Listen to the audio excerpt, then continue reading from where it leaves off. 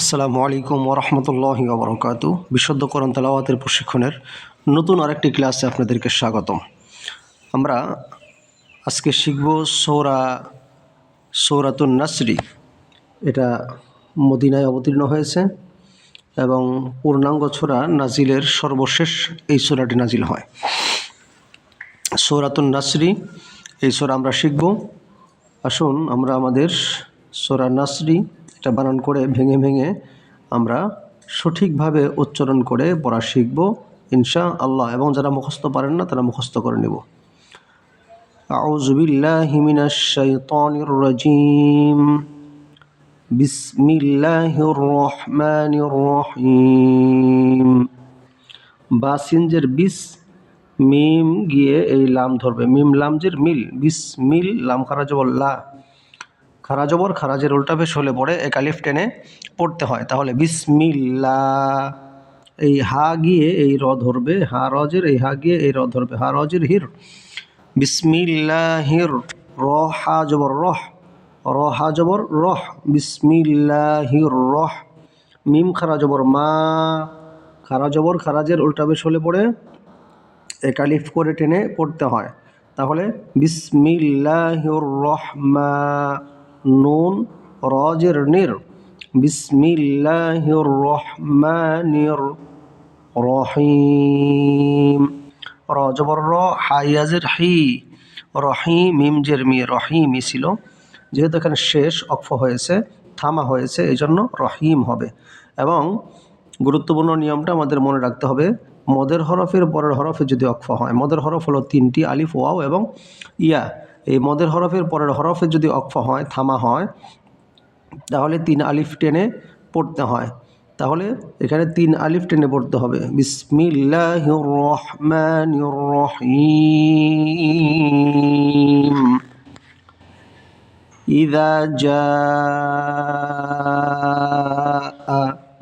নাসরুল্লাহি ওয়াল ফাতহ। ইযা জাআ নাসরুল্লাহি ওয়াল ফাতহ। হামজাজের ই, জাল আলিফ জবর দা, জাল আলিফ জবর দা, জবরের পরে খালি আলিফ যদি হয় তাহলে এক আলিফ টেনে পড়তে হয়। ইযা, ইযা জাআ। জিম আলিফ জবর যা, উপরে একটি চিহ্ন দেখছেন, লাল চিহ্ন, মোটা চিহ্ন, এটা হলো 4 আলিফ টানের চিহ্ন, তাহলে ইযা জা। হামজা জবর আ, কি হবে? ইযা জাআ নাসরুল্লাহি, নাসরুল্লাহি। এখানে অনেকেই ভুল করে থাকি, ইযা জাআ নাসরুল্লাহ পড়ে, এই যে এই হামজাটা এখানে মিলিয়ে পড়ে, এই হামজাটা এখানে মিলিয়ে পড়ে, আনাসরুল্লাহ, এটা ভুল। এই হামজাটা জাআ, এই হামজাটা এটার সাথে জিমের সাথে মিলবে, এটা এক শব্দ। ইযা জাআ নাসরুল্লাহি, নুন সদ জবর নাস, র লাম পেশ রুল, নাসরুল। এখানে মনে রাখতে হবে গুরুত্বপূর্ণ নিয়ম, আল্লাহ শব্দ যে আছে, এই আল্লাহ শব্দ, এই যেটা আল্লাহ শব্দ, আল্লাহ, এই আল্লাহ শব্দের তাসদীদের আগে, এই তাসদীদের আগে জবর বা পেশ থাকলে ওই আল্লাহ শব্দের লাম মোটা করে পড়তে হয়, আর যদি জের থাকে তাহলে পাতলা করে পড়তে হয়। উচ্চারণটা কী হবে? নাসরুল্লাহি, নাসরুল্লাহি ওয়াল ফাতহ। ওয়াও লাম জবর ওয়াল, ফাতা জবর ফাত, ওয়াল ফাত, হা পেশ হো, হা যেহেতু অক্ফ হয়েছে এই জন্য এখানে হাটা সাকিন হয়ে যাবে। ওয়াল ফাতহ, ওয়াল ফাতহ। ওয়ারাআইতান নাসা, ওয়াও জবর ওয়া, র জবর র, ওয়ার, হামজা ইয়া জবর আই, ওয়ারাআইতান নাসা, তা নুন জবর তান, নুন আলিফ জবর না।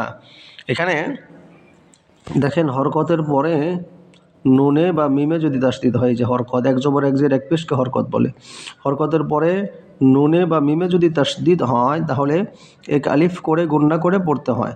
তাহলে ইযা জাআরাআইতান না, নুন আলিফ জবর না, জবরের পরে খালি আলিফ হওয়ার কারণে নুনটা এক আলিফ টেনে পড়তে হবে।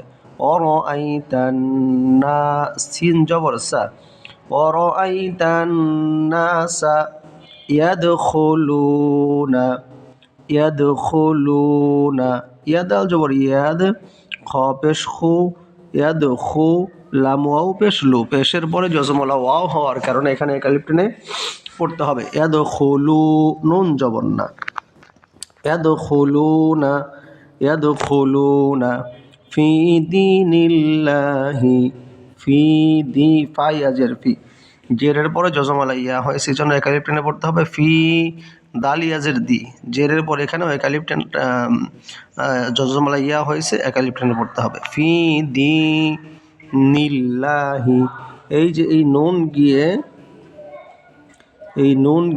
এই যে এই লাম ধরবে, নীল্লা নুন লাম যে নীল লাম খারাজ বললা, ফি দীনিল্লা হাজিরহি, ফি দীনিল্লাহি আফওয়াজা, হামজা ফা জবর আফ, ওয়া আলিফ জবর ওয়া, আফওয়া জিম আলিফ দুই জবর জান ছিল, আফওয়া জান ছিল, কি হবে আফওয়া যা। দুই জবরের ভিতরে যদি অক্ফ হয় তাহলে এক জবর বাদ গিয়ে এক জবর পড়তে হয় এবং পাশাপাশি এক আলিফ টেনে পড়তে হয়। তাহলে এখানে কি হবে আফওয়া জান ছিল, কি হবে আফওয়া যা, আফওয়া যা।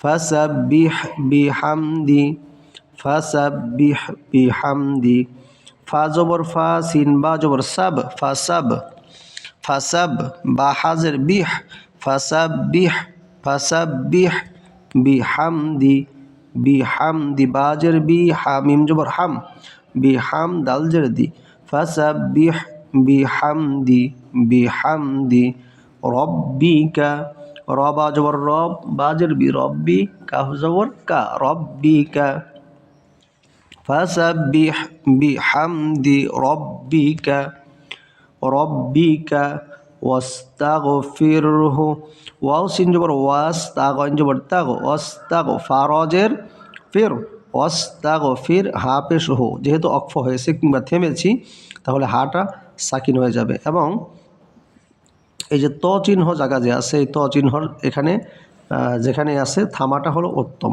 তাহলে ওয়াস্তাগফিরহু, ওয়াস্তাগ ফারজের ফির হাটাও সাকিন পড়তে হবে।